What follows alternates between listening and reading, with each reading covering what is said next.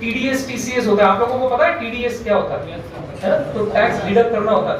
ये बहुत इजी काम है बट बहुत फॉर्मेलिटी वाला काम है। एक व्यापारी के लिए ये बहुत एक बर्डन हो गया है टीसीएस, बट क्या करेंगे, कायदा है तो फॉलो तो करना ही पड़ेगा। तो टीडीएस का काम के लिए भी स्पेशल ही लोग लगते हैं। बैंक्स में तो स्पेशली वो लोग पूरा टीडीएस का उनका काम जो है वो एक बंदे को दे ही देते कि यार हमारा मंथली आप आके पूरा टीडीएस का काम कर दो हमको। मालेगांव में सारे बैंक्स में कोई ना कोई बंदा है कि जो उनका टीडीएस का मंथली बेसिस पे काम कर देता है, उसको फिक्स वहां से पेमेंट मिलता है। टाइम कितना लगता है उसको, महीने में 2 दिन गया वो अगर 4-4 घंटा तो उसका काम हो जाता है पूरा।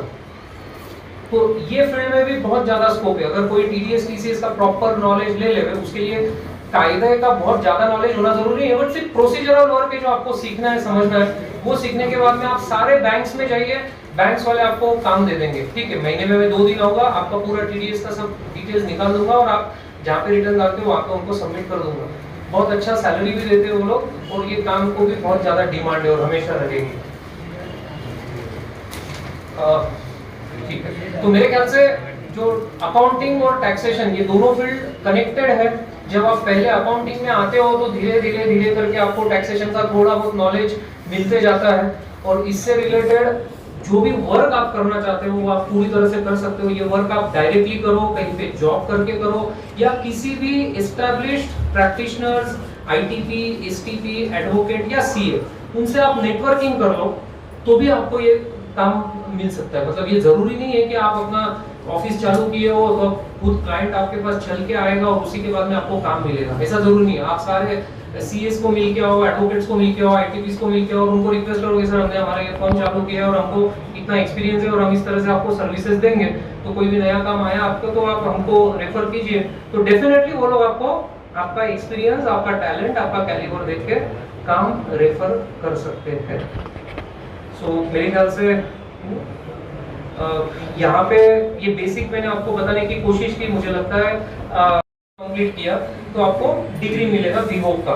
ठीक है, तो मेरी रिक्वेस्ट रहेगी सिर्फ फर्स्ट ईयर या सेकेंड ईयर नहीं करना चाहिए, आपको पूरे 3 साल ये कोर्स करना चाहिए।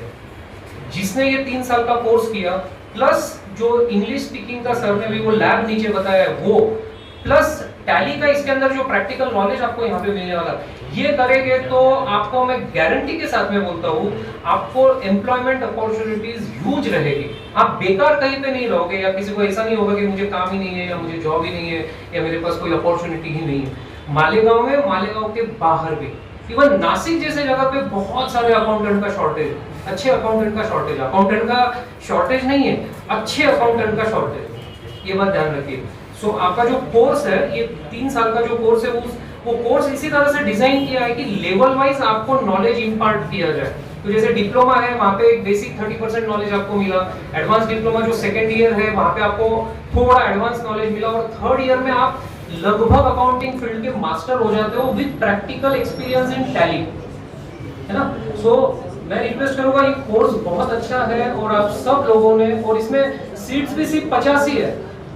50 सीट में तो सर मालेगांव की रिक्वायरमेंट कभी पूरी नहीं होगी, कभी पूरी नहीं होगी। सो आप या तो यूनिवर्सिटी को रिक्वेस्ट करके सीट्स बढ़ा लीजिए यहाँ पे। और मुझे आई एम श्योर कि आप सब लोग, आपके दोस्त लोग भी जो 12th पास हुए होंगे, अगर कॉमर्स फील्ड में उनको आना है तो उसने बीवोक का कोर्स करना ही चाहिए। आप पूरा सिलेबस एक बार आप देख लीजिए, बट जहां तक हमने स्टडी किया है ये syllabus, this is the best and the perfect syllabus for any kind of accounting course and accounting degree.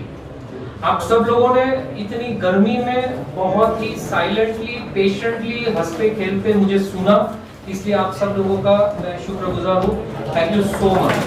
मेरा नाम फैज आमिर है, मैं चार्टर्ड अकाउंटेंट हूँ और इसी कॉलेज से मेरा ग्रेजुएशन, पोस्ट ग्रेजुएशन यूजीसी के तहत होने वाला net exam, CA foundation, CA inter, सब यहीं से मेरे कंप्लीट हुए। यहाँ पर रहते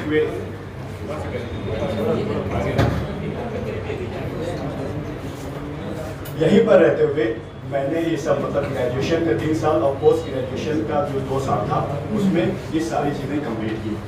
उस वक्त मुझको बहुत सारे इसके अलावा कोर्सेज रहते थे, उसमें इनके बारे में कुछ खास नॉलेज नहीं थी। वो आपसे शेयर करके तो शायद है कि आप उस फील्ड को भी टारगेट कर सकें। यहाँ पर मेरे सीनियर और मोहतरम बहुत जो हैं जनाब राजेश सर सब कुछ ऑलमोस्ट ऑल बता चुके हैं। मेरे को उसके इस टॉपिक में मज़ीद कुछ बोलने की ज़रूरत नहीं है। उसके अलावा ग्रेजुएशन का जो हमारा साल होता है, यहाँ से जो 3-4 साल आपके होने वाले हैं, वो आपके लाइफ के सबसे इम्पोर्टेंट साल है। आप यकीन करो, यहीं से या तो आपकी लाइफ पूरी तरह अच्छी गुजरेगी या पूरी तरह बिगड़ जाएगी। यकीन करो, क्योंकि यहीं पर है सब कुछ, आने वाला फ्यूचर आपका डिपेंड करता है।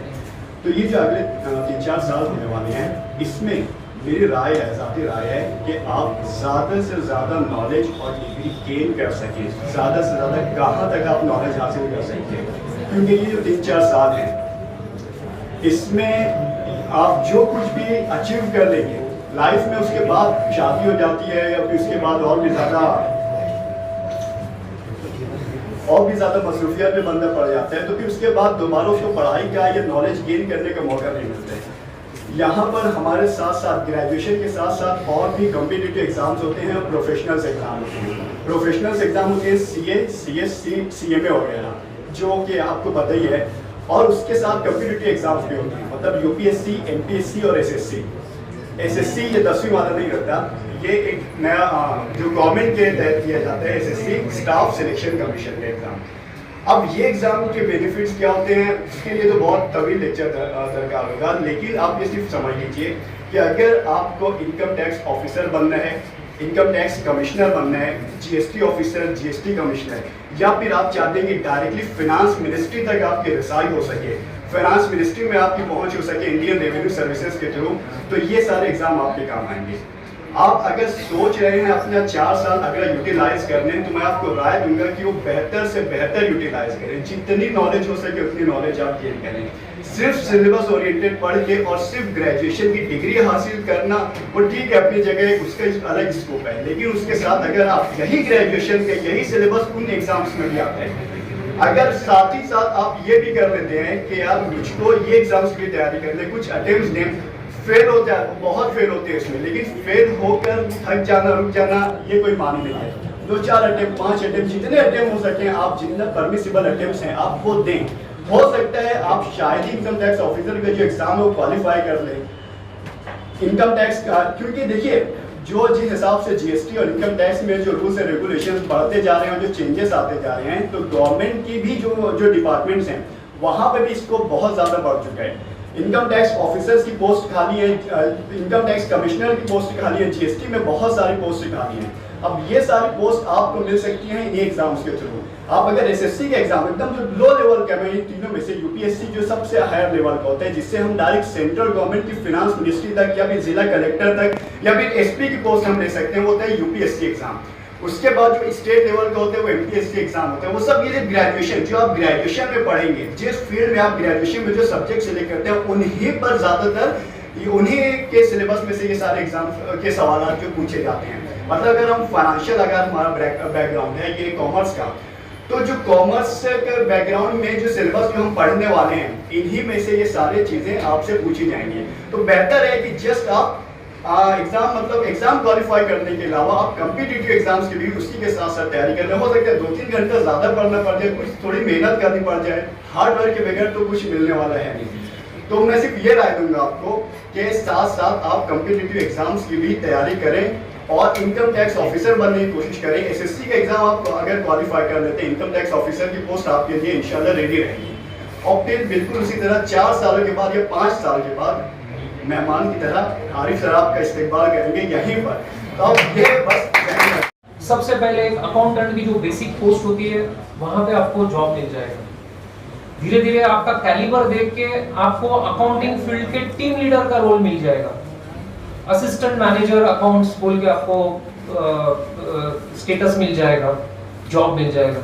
और आपका परफॉर्मेंस अच्छा रहा तो आप एडिशनल मैनेजर या मैनेजर, जनरल मैनेजर अकाउंट्स बोल के आप वहाँ पे काम कर सकते हो। और अच्छा आपका स्कोप होता है, आपका टैलेंट है अच्छा, तो आप सीधा मैनेजर अकाउंट्स, उसके बाद में CFO, ये पोस्ट पे आप जा सकते हो। मतलब नीचे से ऊपर इसमें जाया जाता है, ऊपर से नीचे नहीं आया जाता है।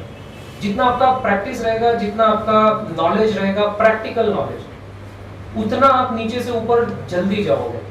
तो बाहर कंपनी में ये फील्ड में हमेशा हमेशा हमेशा अकाउंटेंट की कमी ही रहती है। जैसे अभी मेरे जितने भी कॉन्टैक्ट्स है सारे सीएस है, बाहरगांव है, बॉम्बे है, पुणे है, नासिक है, हैदराबाद, हर जगह पे हर एक का हमारे ग्रुप पे कुछ ना कुछ रिक्वायरमेंट आते ही रहता है कि ये जगह पे ये अकाउंटेंट चाहिए, ये पेमेंट रहेगा, ये फैसिलिटी रहेगी, हमेशा रिक्वायरमेंट रहती है। मैंने आज तक कभी ये नहीं देखा है कि जरूरत नहीं है तो आप सीधी मत भेजो। बाहर और ज्यादा जरूरत है, बाहर और ज्यादा जरूरत है। और मालेगांव के लोगों की खासियत मैं बताता हूँ, हमारे यहाँ के लोग मेहनत को बिल्कुल कम नहीं करते, फिर वो दिन रहो या रात रहो। और हम तो रात के राजा है मालेगांव के लोग। मतलब बाहर के लोग आते हैं यार 11 बजे खाना मिलेगा क्या, मालेगांव में सब मिलेगा। तो वैसे ही है, 4 बजे भी मिलेगा, सुबह 5 बजे तक भी मिलेगा। तो जैसे खाना मिलता है ना, वैसे काम करने वाले भी सारे लोग हैं। मैं देखता हूँ हमारे ऑफिस से जुड़े हुए जितने भी अकाउंटेंट है, ये लोग का जो ड्यू डेट का सीजन आता है ना, रात भर काम करते हैं। सुबह हम लोग 11 बजे फोन करते हैं, मैं आके फोन करता हूँ ऑफिस में, अरे शहजाद ये क्या हुआ, इसका काम का हुआ? सर मैं सोया हूँ, मैं आपको घंटे भर में कॉल करता हूँ। बोला शहजाद सुबह क्यों सोया 11 बजे? तो सर सुबह 5 बजे तो सोया मैं, है ना। मतलब रात भर काम करते हैं, क्योंकि रात में डिस्टर्बेंस नहीं रहता है, कंटिन्यूटी रहती है और हमारी कैपेसिटी है।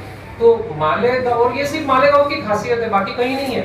बाकी तो सब लोग 10 to 6 पे काम करते हैं, मालेगांव वाले लोग रात में भी काम करते हैं। इसलिए ज्यादा स्कोप है मालेगांव के बच्चों को बाहर अगर जाते हैं तो, क्योंकि मेहनत करने की तैयारी होती है। और इस फील्ड में पेमेंट देने के लिए भी कोई भी ना नहीं बोलता है, पर्टिकुलरली बाहर गाँव। मिनिमम सैलरी आपकी चालू होती है 10-12 हज़ार से, तो वो जा सकती है लाख रुपए तक की सैलरी जाती है। आपको काम 7-8 घंटा करना है, अकाउंट्स डिपार्टमेंट संभालना है, जो जवाबदारी दी वो आपको पूरी करनी है, दैट्स इट। बाकी आपके ऊपर कोई जवाबदारी तो है नहीं। कोई सेल्समैन है या कोई सेल्स के फील्ड में काम कर रहे हैं, तो उसकी तो 24 घंटा जॉब चालू रहता है। किसी भी कस्टमर का फोन आए तो उसको अटेंड करना ही है, भले वो नींद में भी है, नहीं तो उसके बॉस का फोन आ जाएगा। कोई परचेज में है तो भी उसको 24 घंटा काम करना है। अकाउंटेंट का काम वो स्पेसिफिक पीरियड के लिए है, क्योंकि वो पीरियड में ही उसको एंट्री करनी है, एंट्री पर 24 घंटा नहीं होती। तो इसलिए लिमिटेड टाइम में बिना जवाबदारी, रिस्पॉन्सिबिलिटी नहीं है, माल नहीं बिका आपका तो सेल्स डायरेक्टर को हटाया जा सकता है। बट आपके पास आपको क्या करना है, जो आपने माल बेचा उसकी बिल आपके पास आएगी तो आपको एंट्री करनी है, नई बिल आई तो आप जबरदस्ती कौन सी एंट्री करोगे, है ना। तो इसलिए जवाबदारी नहीं है, जवाबदारी यानी टेंशन, हेडेक नहीं है, स्ट्रेस नहीं है। अकाउंटिंग का काम आपको जवाबदारी से करना है, बट स्ट्रेसफुल वर्क नहीं है, इंटरेस्ट वाला वर्क है। दोनों कान में आप वो क्या बोलते हैं, हेडफोन्स डाल के काम कर सकते हो, ये सबसे बड़ी बात है आजकल, तो उसके बिना चलता ही नहीं है। सो वो भी आप यूज कर सकते हो। पर वो सेल्स वाला बंदा जो है ना, वो कान में हेडफोन्स डाल के माल बेच नहीं सकता है। बेच सकेगा क्या कोई कान में हेडफोन? इधर गाने सुन रहे हैं और भैया मेरा ये माल तो ले ले, ये काका तो ले ले, ये गाठ ले ले, ऐसे नहीं होता। बट अकाउंटिंग का काम आप कर सकते हो। सो इतना स्कोप बाहर भी है। अब इसके अलावा एक अकाउंटेंट को और क्या क्या स्कोप हो सकता है? सो आपने आउटसोर्सिंग वर्ड ये सुना है? आउटसोर्सिंग, अमेरिका जो है वो हमसे 12 घंटा पीछे है। मतलब अभी अगर 12 बजे हमारे यहाँ पे, वहां पे कल के रात के 12 बजे, मतलब 14 की रात 12 हुई है, तो हम लोग 12 घंटे अमेरिका से आगे है। इसका मतलब क्या कि हमारी सुबह हो जाती है तब उनकी पहले दिन की रात होती है। इसके वजह से हम आगे रहने की वजह से काफी सारा वर्कलोड वहां से आउटसोर्स होता है। और ऐसे सिर्फ अमेरिका से नहीं होता है, अमेरिका, ऑस्ट्रेलिया पर्टिकुलरली, ये 2 कंट्रीज है, गल्फ कंट्रीज है, जहां से बहुत सारा अकाउंटिंग का वर्क यहाँ आउटसोर्स होता है। काफी लोग पुणे, बॉम्बे में ऐसे है जो रात में उनकी ड्यूटी होती है, रात में 9 से लेके तो सुबह 6 बजे तक। जब वो कंट्री में पहले दिन का ऑफिस टाइम रहता है, इधर रात होती है, वो लोग वहां का काम इधर करते हैं क्योंकि हम उनसे आगे हैं।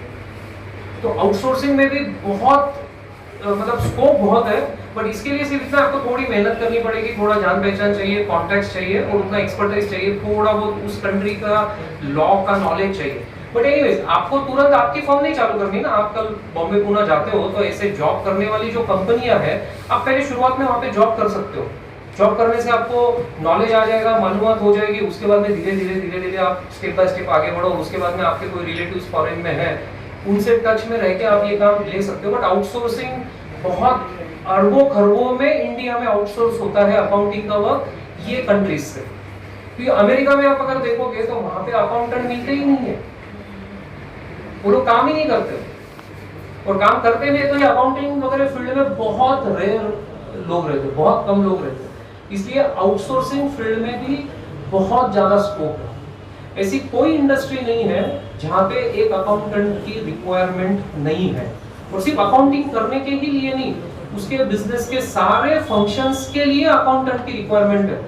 मतलब बड़ी कंपनी में तो सिर्फ पैसे वसूल करना है, डेटर्स को कॉल करना है, तो हजारों लोगों की टीम रहती है, क्रेडिटर्स से पैसे को पेमेंट करना है, उसके लिए हजारों लोगों की टीम है, कॉस्ट शीट बनाने की अलग अलग फील्ड में। आपको पता है रिलायंस इंडस्ट्रीज जो है कंपनी है, एक आपको एग्जांपल देना है तो ये कंपनी एक दिख रही है, बट इसके अंडर में लगभग 2000 छोटी छोटी कंपनियां हैं, इनकी सब्सिडियरी जिसको बोलते हैं 2000। ये सिर्फ मैं एक रिलायंस कंपनी की बात कर रहा हूँ। हर छोटे छोटे काम के लिए उनकी एक कंपनी होती है, वो कंपनी में वापस सैकड़ों एम्प्लॉइज होते हैं, और फिर वो कंपनी आई मतलब उसका सारा टैक्सेशन आया, अकाउंटिंग आया, सब कुछ आया, इतना स्कोप है। अपने मालेगांव के मेरे काफी सारे ऐसे फ्रेंड्स हैं जो आज बड़े बड़े ग्रुप में बहुत अच्छे पोस्ट पे हैं, ऐसे ही नीचे से जाते जाते ऊपर के टॉप लेवल पे, और आज उनकी जो बड़े कंपनी की जो छोटी कंपनियां रहती है वहां पे वो CEO boss chief executive officer के पोस्ट पे है। एक हमारे क्लाइंट है पाहिती करके, उनके सगे बड़े भाई वो अभी वेदांता ग्रुप में वाइस प्रेसिडेंट मतलब नेक्स्ट टू ओनर मालेगांव। सो मालेगांव वालों में टैलेंट है, और वो टैलेंट को सिर्फ यूज और एक्सप्लोर करने की जरूरत है, फिर कोई आपको रोक नहीं सकता है। सो कहने का मतलब ये है कि अकाउंटेंट का काम सिर्फ डाटा एंट्री करने जितना ही नहीं है, डाटा एंट्री में भी हजारों छोटे छोटे ऑप्शंस रहते हैं, तो बड़े कंपनी में हर छोटे ऑप्शंस के लिए सैकड़ों लोगों की रिक्वायरमेंट है, और वो लोग नहीं मिलते, उनको नहीं मिलते। बॉम्बे में जो रह रहा है, जो बोरीवली में रह रहा है, वो वीटी या चर्चगेट जाके 10,000 की नौकरी नहीं करता है। बट हम मालेगांव से जब वहां पे जाएंगे, हमारा एम है कि पहले तो जॉब मिलाना, मिलने के बाद में उसमें ग्रो करना, और ग्रो करने के बाद में ऊपर के पोस्ट पे जाना। इसलिए हम वो जॉब कर लेते हैं, और इसलिए हमको वो जॉब मिल जाएगा, इसलिए हम वहां पे ग्रो कर सकेंगे। वहां का बंदा नहीं ग्रो करता, वो फिर कोई हल्का काम कर लेगा, पर वो 10,000 का अकाउंटेंट का नौकरी नहीं करेगा वो। इसलिए भी छोटे गांवों से वहां पे स्कोप ज्यादा है। बैंकिंग इंडस्ट्री जो है वहां पे अकाउंटेंट की रिक्वायरमेंट बहुत ज्यादा है, क्योंकि बैंक्स में तो पैसे का आना जाना इससे रिलेटेड सारा होता है। उनका अपना सॉफ्टवेयर होता है, वो लोग टैली वगैरह नहीं यूज करते हैं, बट उनके सारे छोटे छोटे फंक्शंस के लिए उनको अकाउंटेंट की जरूरत होती है। बैंकिंग इंडस्ट्री की कुछ एग्जाम्स वगैरह होती है छोटी मोटी, वो एग्जाम अगर आप लोग कॉमर्स के स्टूडेंट है तो आराम से क्रैक कर सकते हो। तो बैंकिंग इंडस्ट्री में सबसे ज्यादा जरूरत है। आपको exactly data entry purchase sale नहीं करना है बैंकिंग में, बट रिलेटेड टू अकाउंटिंग ही आपको उसमें काम करना है, और बैंकिंग में टैलेंटेड लोगों की हमेशा कमी है। आप मालेगांव, अगर आपको एक सैंपल देखना है कि सर बोल रहे हैं वो सही है या नहीं है, तो आप कोई भी मालेगांव के बैंक में जाइए और उनको पूछिए, सर एक एक्सपीरियंस्ड अकाउंटेंट जिसको 10 साल का एक्सपीरियंस है या 5 साल का एक्सपीरियंस है, फ्लुएंट है लैंग्वेज में, अकाउंटिंग में फ्लुएंट है, तो ऐसे बंदे की आपके बैंक में जरूरत है या नहीं है, वो वेलकम करेगा, वेलकम करेगा। इसके साथ में अगर टेक्नोलॉजी आपके पास है, मतलब कंप्यूटर का अच्छा नॉलेज है, थोड़ा सा एक्स्ट्रा नॉलेज, सिर्फ ऑपरेट करके आए इतना नहीं, थोड़ा आप टेक्नोलॉजिकली भी एडवांस हो, तो दोनों काम आपको मिल सकते हैं, उनका टेक्निकल डिपार्टमेंट भी और उनका अकाउंटिंग डिपार्टमेंट भी, वहां पे जॉब आपको मिल सकता है ना। तो बैंकिंग इंडस्ट्री में भी बहुत जबरदस्त रिक्वायरमेंट है अकाउंटेंट की। कॉर्पोरेट सेक्टर जो मैंने आपको एक्सप्लेन किया, तो भी कॉर्पोरेट में जैसे डाटा एंट्री ऑपरेटर है, अकाउंट फाइनलाइजेशन के लिए अकाउंटेंट्स लगते हैं, debtors management, creditors management, expenses management के लिए स्पेशल अकाउंटेंट्स की टीम होती है जो सिर्फ एक्सपेंसेस पे फोकस करते हैं, कॉस्ट मैनेजमेंट के लिए अकाउंटेंट्स की टीम होती है। तो इस तरह से डेटा एनालिटिक्स वगैरह वगैरह बहुत सारे स्कोप है जहाँ पे हम अकाउंटेंट बोल के काम कर सकते हैं। ठीक है, मुझे लगता है गर्मी बहुत हो रही है, सो थोड़ा फास्ट लिया जाए, है ना। सो अकाउंटिंग फील्ड से रिलेटेड मैंने आपको ये बताया, आप बिल्कुल बेफिक्र होके इस फील्ड में अच्छा काम कीजिए, अच्छा नॉलेज लीजिए, पर्टिकुलरली प्रैक्टिकल नॉलेज आपको होना जरूरी है। बुकिश और थ्योरेटिकल नॉलेज से आपका 50% काम होता है, बट 50% आपको प्रैक्टिकल नॉलेज लेना जरूरी है। ठीक है, प्रैक्टिकल नॉलेज जिसको रहेगा, उसकी डिग्री पूरी नहीं भी रहेगी तो भी उसको जॉब मिलेगा, मैं जो अभी बात बोल रहा हूँ वो आप ध्यान से सुनिए। प्रैक्टिकल नॉलेज जिसको ज्यादा रहेगा, उसके पास डिग्री पूरी नहीं भी रहेगी तो भी उसको जॉब मिलेगा। प्रैक्टिकल नॉलेज जिसके पास नहीं है, उसकी पूरी बीवोक की डिग्री भी रहेगी तो भी उसको जॉब नहीं मिलेगा। और ये रूल हमारे इंडिया के सारे कोर्सेज को लागू है। मैंने अभी तक मेरे पूरे 25 साल के करियर में कम से कम 400 से 500 लोगों के इंटरव्यू किए होंगे, सिर्फ अकाउंटिंग फील्ड में नहीं, हमारा स्कूल भी चलता है और बाकी भी सारे कुछ काम है वहां पे। मैंने कभी भी आज तक डिग्री किसी की देखी नहीं है। वो लोग जो सारे दुनिया भर के सर्टिफिकेट्स ऐसे लगा के आते हैं ना बायोडाटा को, मैंने कभी भी वो पेज ही नहीं देखे। मैंने कोई लगा के देता है तो वो सारे निकाल देता हूँ, मैं सिर्फ बायोडाटा वाला पेज देखता हूँ और उसके बाद प्रैक्टिकल क्वेश्चंस हम लोग करते हैं, उनको प्रैक्टिकल कुछ काम देते हैं। वो अगर करते आया तो ही इज अपॉइंटेड, नहीं आया तो आप एक्सपीरियंस दो उसके बाद में आओ। हमारा स्कूल है, स्कूल के अंदर हम लोग टीचर्स अपॉइंट करते हैं, तो टीचर्स उसने बीएड किया है, डीएड किया है, वो डिग्री देखते ही नहीं है। इसका मतलब डिग्री नहीं लेना ये नहीं बता रहा हूं मैं। पहला प्रैक्टिकल आपको क्या आ रहा है वो देखा जाएगा। डिग्री बहुत जरूरी है, बट साथ में प्रैक्टिकल नॉलेज रहेगा तो सोने पे सुहागा होगा। अदरवाइज सिर्फ डिग्री लेके आप जाओगे तो आपको एक छोटा मोटा जॉब दे दिया जाएगा, फिर आप वहां पे 2-3 साल सीखते रहो, करते रहो, उसके बाद में कहीं पे आपका पेमेंट बढ़ेगा। इसलिए 50% आपका थियोरेटिकल नॉलेज हो गया, 50% प्रैक्टिकल नॉलेज हो गया, ये चीज समझ के चलिए। सो मेरे ख्याल से अकाउंटिंग फील्ड का जो था करियर अपॉर्चुनिटीज और क्या क्या उसका इंपॉर्टेंस है, क्या आपको करना चाहिए, ये मैंने बता दिया। इसमें अगर किसी को क्वेश्चन है तो आप पूछ सकते हो।